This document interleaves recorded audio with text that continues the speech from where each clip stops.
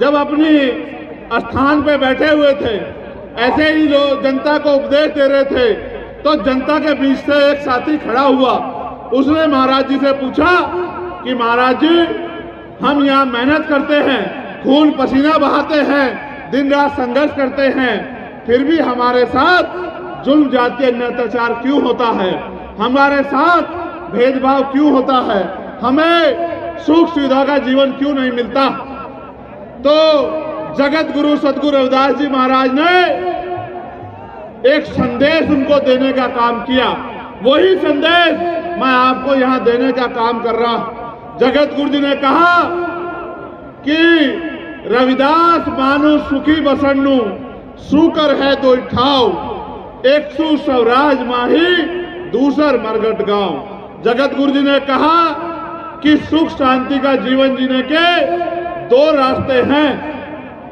अगर जीते जी सुख शांति चाहिए तो स्वराज माही अपना राज लाओ, और अगर मरने के बाद चाहिए तो वो शमशान घाट और कब्रिस्तान में मिलेगा।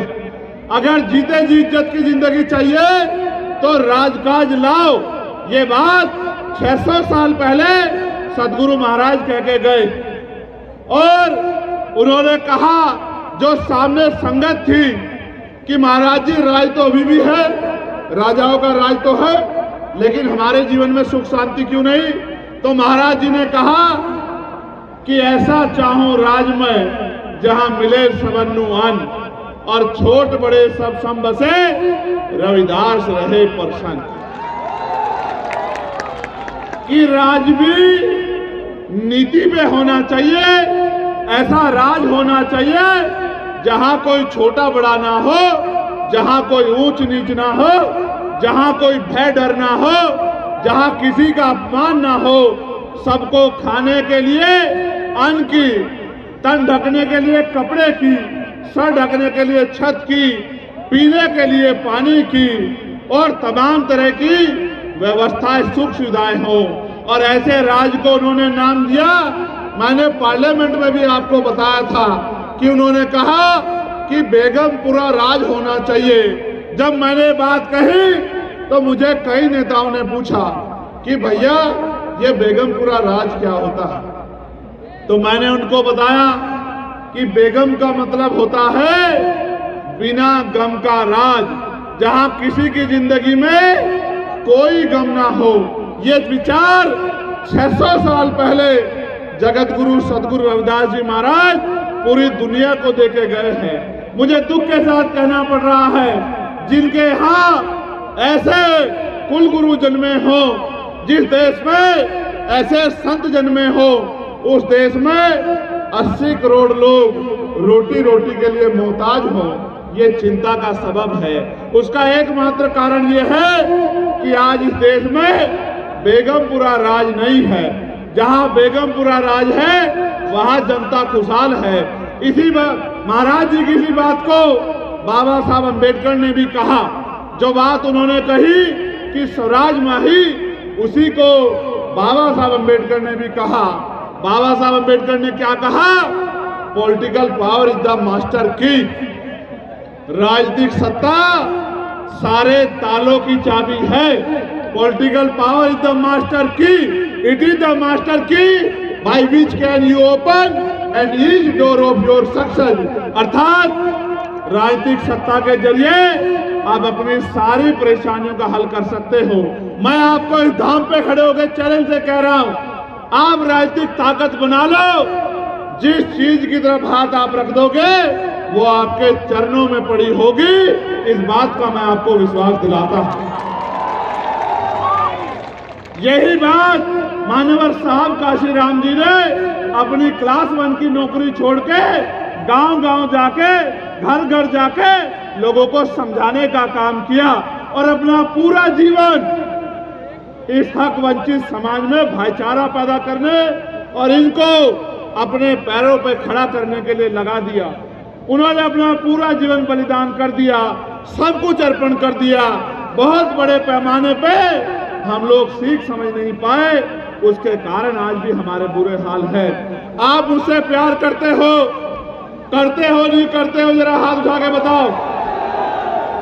अगर आप आप मुझसे प्यार करते हो तो खुद से क्यों नहीं प्यार करते हो?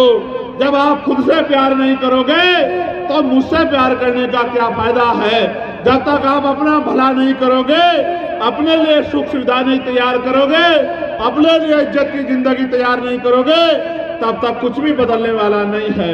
मैं आपको कह रहा हूं मेरे प्यारे भाइयों, एक बार जगत गुरु सदगुरु रविदास जी महाराज की बात पे पहरा दे दो, एक बार डॉक्टर बाबा साहब अम्बेडकर की बात पे पहरा दे दो, एक बार मान्यवर काशी राम साहब की बात पे पहरा दे दो, और एक बार अपने भाई चंद्रशेखर आजाद का साथ दे दो।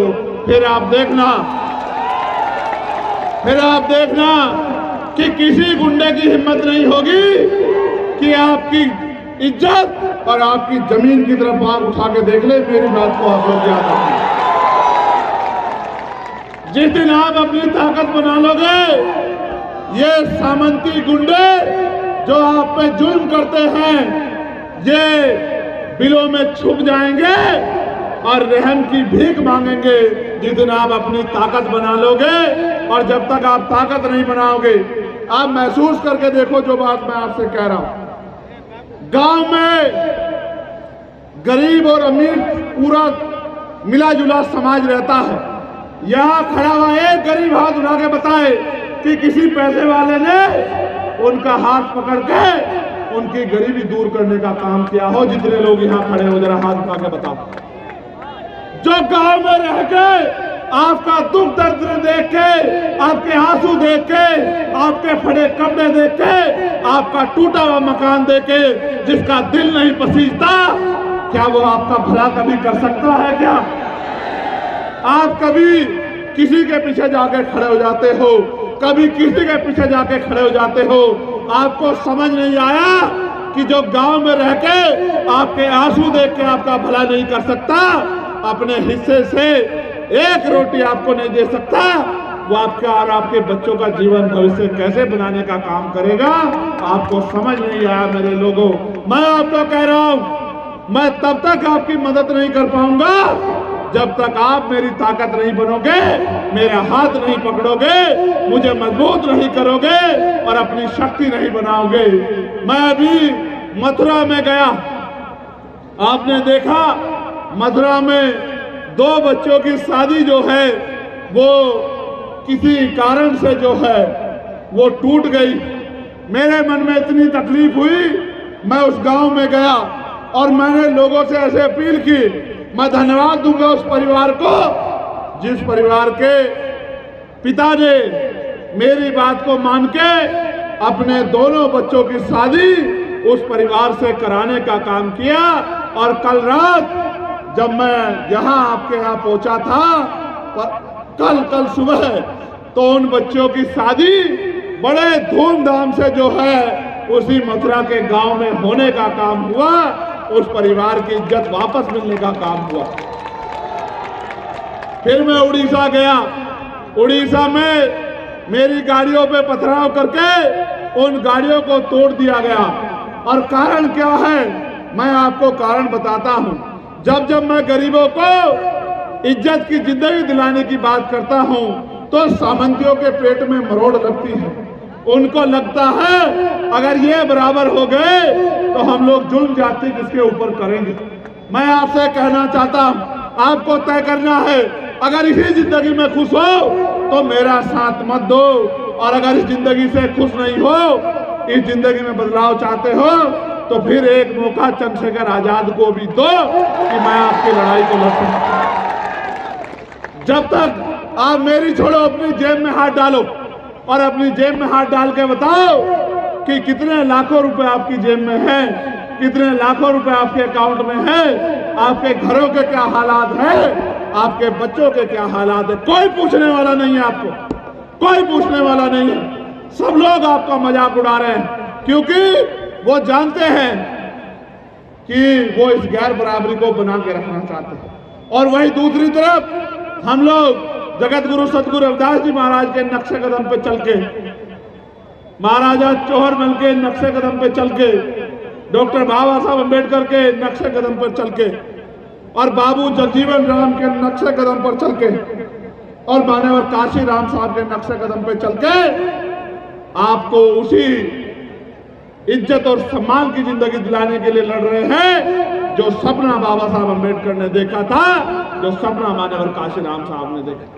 तो गाड़ी के पीछे भागने से, झंडा लहराने से, नारा लगाने से बात आगे नहीं बढ़ेगी। इसके साथ साथ ताकत भी देनी पड़ेगी। बताओ, दोगे नहीं दोगे ताकत?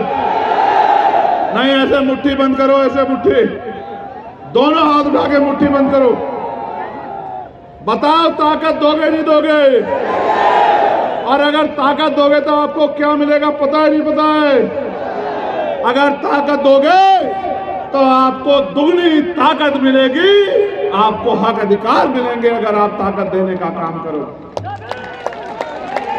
इस प्रोग्राम से, इस कार्यक्रम से मुझे रोकने के लिए तमाम तरह के प्रयास किए गए। मैं अपने इस शानदार कमेटी का धन्यवाद देता हूं जिन्होंने तस से मस ना होते हुए ये कह दिया कि अगर मुख्य अतिथि कोई होगा तो वो हमारा भाई चंद्रशेखर आजाद हो। मैं आपका मुख्य अतिथि नहीं हूं, मैं तो आपका भाई हूं, आपका बेटा हूं। और इसलिए मेरे ऊपर गोली चलाई जा रही है क्योंकि वो जानते हैं कि जैसे जैसे ये चंद्रशेखर आजाद मजबूत होगा वैसे वैसे इसके लोग भी मजबूत होंगे। ये बहुजन समाज मजबूत होगा, इनको कमजोर करना है, इसलिए वो लोग ये षड्यंत्र करते हैं।